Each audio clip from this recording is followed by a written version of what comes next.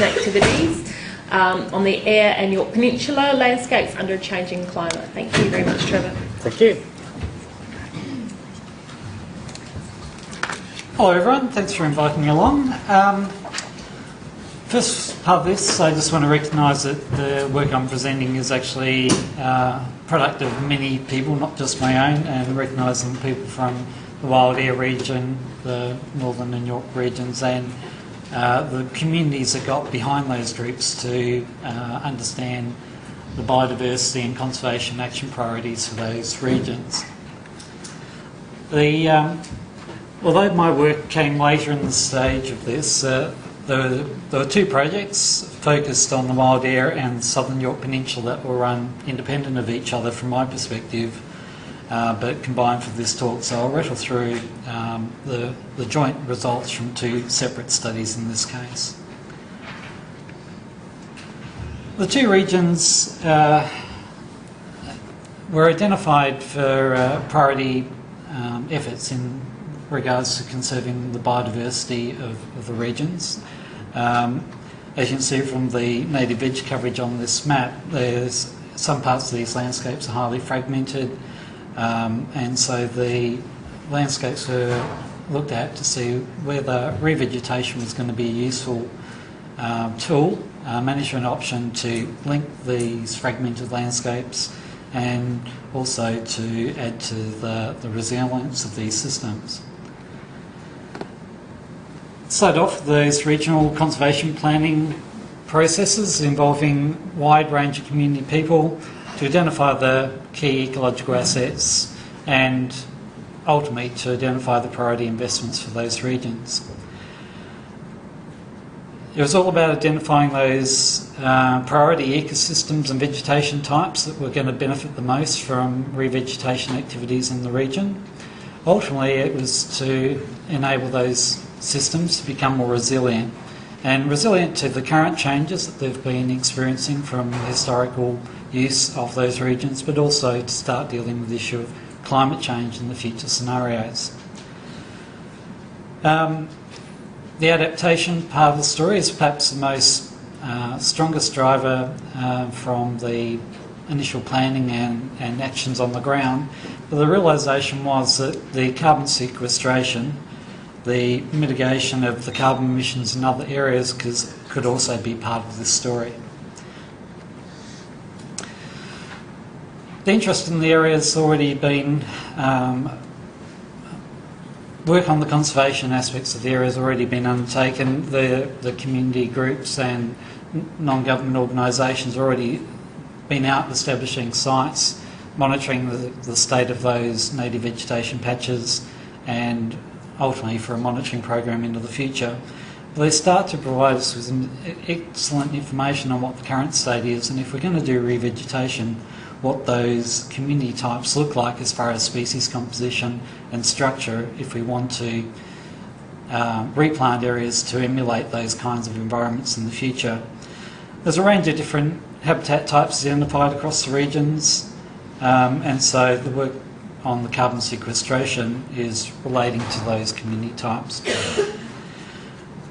Okay, so the revegetation and carbon story melding together is all about improving landscape resilience, and now that we have information from the community types that are most important from a conservation and of biodiversity and resilience story, we can have those priority ecosystems identified, but also we can start getting information on the structure and species compositions within those.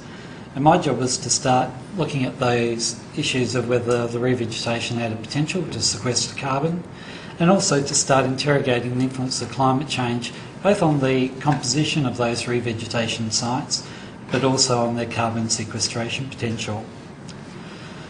Now, in the past I've done a lot of modelling where we use revegetation classically done across the state, but they were generic models of fixed number of trees and shrubs per hectare. At least by going into these regions we could start identifying the different species compositions and structures within the environments we want to recreate, but we couldn't do that without understanding the the locations in which the pre-European vegetation types that we're going to plant and how that related to the environments that we had data for.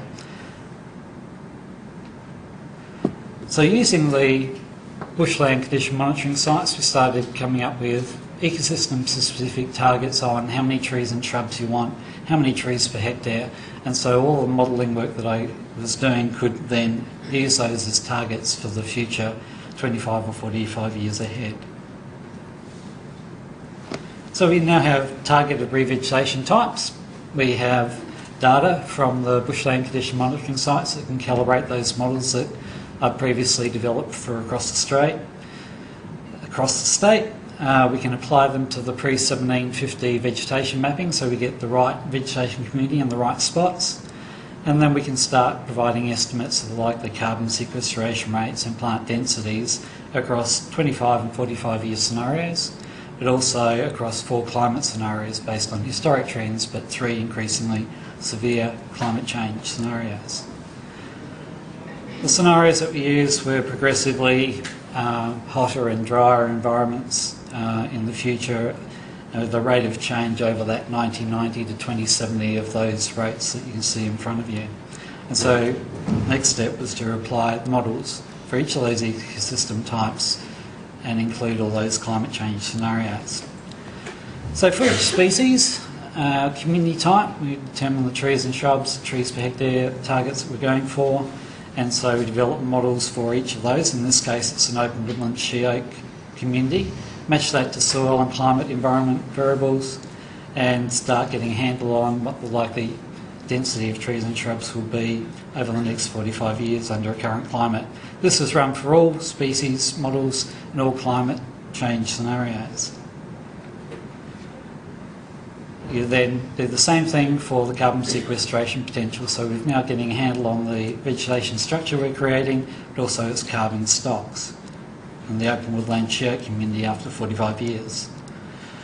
Now, matching it up with all of those pre-European, pre-1750 vegetation maps, you get the right models in the right places, and we can start compositing them into a coverage for the entire regions. 2 study areas in here. We also use 25 and 45 years to get a handle of the early values that you get from sequestration, which tend to be higher sequestration values earlier, and as it uses up the stored moisture in the water, the sequestration rate slows down. And so we go from 25 to 45 years, and I'll switch between them. You'll see how the carbon sequestration rate drops between 25 and 45 years as they use up more and more water out of the landscape and slow down as they mature. All right. So if you look at the historic climate and then rattle through those the 3 additional climate change scenarios, we can then see how much influence the climate change will have on the carbon sequestration and vegetation structure. Here we have the 45 year under a severe climate versus the historic climate. And you'll notice how in many areas, all areas, there's a drop in carbon being sequestered. Now ultimately it leads to tabulations like this for each of the targeted vegetation communities. We can work out what the initial planting densities need to be for revegetation, and then the likely outcomes, the red section of this chart, on the number of trees and shrubs that will be in those landscapes 25 or 45 years ahead under a variety of scenarios. Now that information can guide you if you're wanting to account for climate change, that you may need to plant a few more plants earlier on in the revegetation activities, so then in the future you may have a target number of trees and shrubs per hectare that you originally proposed to adjust for those losses that you get from a warmer and drier climate. And equally, you can be looking at the carbon sequestration rate. You can start adding up the dollar value of the carbon that you're sequestering in each of those environments over the 25 and 45 year periods to provide that co-benefit from the economic value that carbon may have in some of these landscapes. All right, so it was a a project involved many people across many organisations. The main ones that I'm highlighting here are the Wild Air Group and the Northern and York Natural Resources area, and the combination with science. If you want to provide any more information, go to each of these websites. There's good information on the conservation action planning, biodiversity planning, and the science behind the carbon sequestration work that I've presented today. Thank you.